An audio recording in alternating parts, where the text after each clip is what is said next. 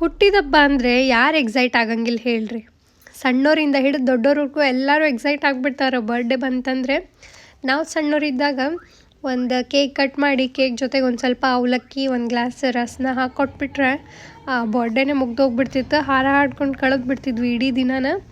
But ಇವಾಗ ಹಾಗಲ್ಲ, birthday ಅಂದರೆ ಯಾವ ಮದುವೆಗೂ ಕಡಿಮೆ ಇರೋಂಗಿಲ್ಲ, ಅಷ್ಟು ಗ್ರ್ಯಾಂಡಾಗಿ ಮಾಡ್ತಾರೆ. ರೀಸೆಂಟಾಗಿ ಮಾಲಿಂಗ್ಪುರದಾಗ ಒಂದು ಹುಟ್ಟಿದಬ್ಬ ಆಗಿತ್ತು, ಅಲ್ಲಿಗೆ ಇನ್ವೈಟ್ ಮಾಡಿದ್ರು ನಮ್ಮನ್ನು. ಹಾಗಾಗಿ ಎಲ್ಲರೂ ಸೇರಿ ಹೋಗಿದ್ವಿ ನಾವು. ಅಲ್ಲಿ ಅವರು ಬಬಲ್ ಶೋ ಅರೇಂಜ್ ಮಾಡಿದ್ರು, ಎಂಟರ್ಟೈನ್ಮೆಂಟ್ ಪ್ರೋಗ್ರಾಮ್ ಅಂತ ಹೇಳಿ. ನಂಗೆ ಭಾಳ ಇಂಟ್ರೆಸ್ಟಿಂಗ್ ಅನಿಸ್ತು. ಅದರಲ್ಲೂ ಹುಡುಗರೆಲ್ಲ ಭಾಳ ಎಂಜಾಯ್ ಮಾಡ್ಕೊಂಡು ನೋಡಾತಿದ್ರು. ಹಾಗಾಗಿ ನೀವು ಎಂಜಾಯ್ ಮಾಡ್ತೀರಿ ಅಂದ್ಕೊಂಡು ಇದೊಂದು ಮಿನಿ ವ್ಲಾಗ್ ಮಾಡಿ ನಾನು. ಹೋದ ಕೂಡಲೇ ವೆಲ್ಕಮ್ ಡ್ರಿಂಕ್ ಅಂತ ಹೇಳಿ ಎಳ್ನೀರಿಗೆ ಒಂದು ಸ್ವಲ್ಪ ಚಿಯಾ ಸೀಡ್ಸ್ ಹಾಕಿ ಕೊಟ್ಟಿದ್ರು. ಹಾಗೇ ಕಟೋರಿ ಚಾಟ್ ಇತ್ತು, ಭಾಳ ಟೇಸ್ಟಿ ಅನಿಸಿದ್ವು ಎರಡೂ ನಂಗೆ. ಅದಾದಮೇಲೆ ಬಬಲ್ ಶೋ ಸ್ಟಾರ್ಟ್ ಆಯಿತು. ನಾನು ಮುಂಚೆ ಯಾವತ್ತೂ ಬಬಲ್ ಶೋ ನೋಡಿದ್ದಿಲ್ಲ, ಇದು ಫಸ್ಟ್ ಟೈಮ್ ನೋಡಕತ್ತಿರೋದು. ಮ್ಯಾಜಿಕ್ ಶೋ ಎಲ್ಲ ನೋಡಿರ್ತೀವಿ ಯೂಶ್ವಲಿ, ಇದು ಒಂಥರ ಡಿಫ್ರೆಂಟ್ ಐಡಿಯಾ ಅನ್ನಿಸ್ತು. ನೀವು ಏನರ ಬರ್ಡೇ ಪಾರ್ಟಿ ಹಿಂಗೆ ಮಾಡಬೇಕು, ಏನಾದರೂ ಎಂಟರ್ಟೈನ್ಮೆಂಟ್ ಶೋ ಹೋಸ್ಟ್ ಮಾಡಬೇಕು ಅಂತಂದಿದ್ರೆ ಇದು ಒಂದು ಒಳ್ಳೆಯ ಆಪ್ಷನ್ ಅಂತಂದು ಅನ್ನಿಸ್ತು ನನಗೆ. ನೋಡೋಕ್ಕೂ ಒಂಥರ ಮಜಾ ಬಂತು. ನಾವು ಸಣ್ಣ ಹುಡುಗರು ಆಗಿಬಿಟ್ವಿ ಬಬಲ್ ಶೋ ನೋಡ್ಕೊತ. ನಿಮಗೆ ಈ ಬಬಲ್ ಶೋ ಹೆಂಗೆ ಅನ್ನಿಸ್ತು ಅಂತ ಹೇಳಿ ಕಾಮೆಂಟ್ ಮಾಡಿ ತಿಳಿಸ್ರಿ. ನಿಮ್ಮ ಹುಡುಗರಿಗೂ ಈ ವಿಡಿಯೋ ತೋರಿಸ್ರಿ, ಭಾಳ ಇಂಟ್ರೆಸ್ಟಿಂಗ್ ಅನಿಸುತ್ತೆ, ಅವ್ರಿಗೂ ಇಷ್ಟಪಡ್ತಾರೆ ಮೇ ಬಿ.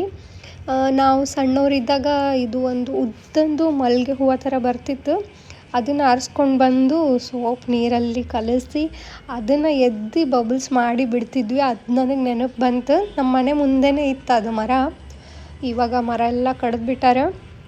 ಅದೇ ನೆನಪು ಬರತ್ತಿತ್ತು ನನಗಂತೂ ಈ ಬಬಲ್ ಶೋ ನೋಡೋ ಮುಂದೆ. ಇವಾಗೆಲ್ಲ 10 ರೂಪಾಯಿ ಕೊಟ್ಬಿಟ್ರೆ ಸಿಕ್ಬಿಡ್ತಾವೆ ಬಬಲ್ ಊದೋದು ಅವೆಲ್ಲ. ಮುಂಚೆ ಜಾತ್ರೆ ಇದ್ದರೆ ಮಾತ್ರ ಸಣ್ಣದು ಗ್ಲಾಸ್ ಬಾಟಲ್ ಒಳಗೆ ಒಂಚೂರೇ ಬಬಲ್ದು ಲಿಕ್ವಿಡ್ ಹಾಕಿ ಅದ್ರ ಜೊತೆಗೆ ಒಂದು ಊದೋದು ಹಿಂಗೆ ಸ್ಟ್ರಾ ಥರ ಕೊಡ್ತಿದ್ರು.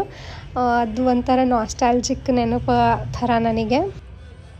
ಶೋ ಆಲ್ಮೋಸ್ಟ್ ಮುಗಿಯೋಕೆ ಬಂದಾಗ ನೀವು ಬಂದು ಬಬಲ್ ಒಳಗೆ ನಿಲ್ಬೋದು ಅಂತ ಹೇಳಿದ್ರೆ, ಸೊ ಹಾಗಾಗಿ ನಾವು ಹೋಗಿದ್ವಿ. ಅದೇನೋ ಗೊತ್ತಿಲ್ಲ, ಒಂಥರ ಹೆದರಿಕೆ ಆಗಿಬಿಡುತ್ತೆ ನನಗೆ. ಅಂಥ ಬರೀ ಭಯಾನಕ ಇರಲಿಲ್ಲ.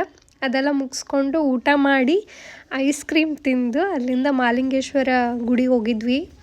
ಮಹಾಲಿಂಗಪುರ ಬೆಲ್ಲದ ಮಾರ್ಕೆಟಿಗೆ ಭಾಳ ಫೇಮಸ್. ಇದ್ರ ಮುಂಚಿನ ಹೆಸರೇ ನಾಗರಗಟ್ಟಿ ಅಂತ ಹೇಳಿ.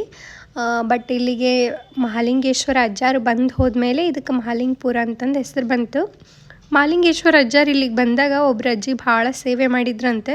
ಅವರು ವಾಪಸ್ ನಾನು ನೆಕ್ಸ್ಟ್ ಊರಿಗೆ ಹೋಗ್ತೀನಿ ಅಂತ ತಮ್ಮ ಪ್ರಯಾಣ ಚಾಲೂ ಮಾಡೋ ಮುಂದೆ ಅಜ್ಜಿ ಇಲ್ಲ, ನೀವು ಇಲ್ಲೇ ಇರಬೇಕು, ನಮ್ಮೂರಿನ ಜನರಿಗೆ ನೀವು ಆಶೀರ್ವಾದ ಮಾಡಬೇಕಂತ ಭಾಳ ಕೇಳ್ಕೊಂಡ್ರಂತೆ. ಹಾಗಾಗಿ ಅವರು ನಾನಿರಲ್ಲ, ನನ್ನ ಬದಲಿ ನನ್ನ ಜಟ ಇರ್ತಾವಂತ ಹೇಳಿ ಅವ್ರ ತಲೆ 4 ಕೂದಲನ್ನ ಕಿತ್ತಿ ಕೊಟ್ರಂತೆ.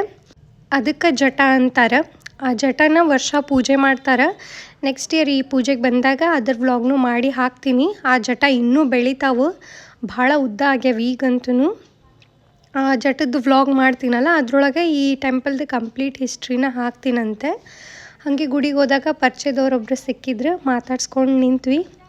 ಬರ್ಡೇ ಎಲ್ಲ ಮುಗಿಸಿ ಮನೆಗೆ ಬರೋದ್ರಾಗ ಸಂಜೆನೇ ಆಗಿಬಿಡ್ತು. ಈ ನನ್ನ ಮಿನಿ ವ್ಲಾಗ್ ನಿಮಗೆ ಇಷ್ಟ ಆಗಿದ್ರೆ ವಿಡಿಯೋಕ್ಕೊಂದು ಲೈಕ್ ಮಾಡಿರಿ. ಹಂಗೆ ನನ್ನ ಚಾನಲ್ಗೆ ಸಬ್ಸ್ಕ್ರೈಬ್ ಮಾಡ್ಕೊಳ್ಳೋದು ಮರಿಬೇಡ್ರಿ. ಏನರ ಸಜೆಷನ್ ಇದ್ದರೆ ಕಾಮೆಂಟ್ ಮಾಡಿ ತಿಳಿಸ್ರಿ ನಂಗೆ. ಮತ್ತು ಇಂಟ್ರೆಸ್ಟಿಂಗ್ ವ್ಲಾಗ್ಸ್, ಇಂಟ್ರೆಸ್ಟಿಂಗ್ ರೆಸಿಪಿ ಜೊತೆಗೆ ಮುಂದಿನ ವೀಡಿಯೋದಾಗ ಸಿಗ್ತೀನಂತೆ. ಅಲ್ಲಿವರೆಗೂ ಬಾಯ್ ಬಾಯ್.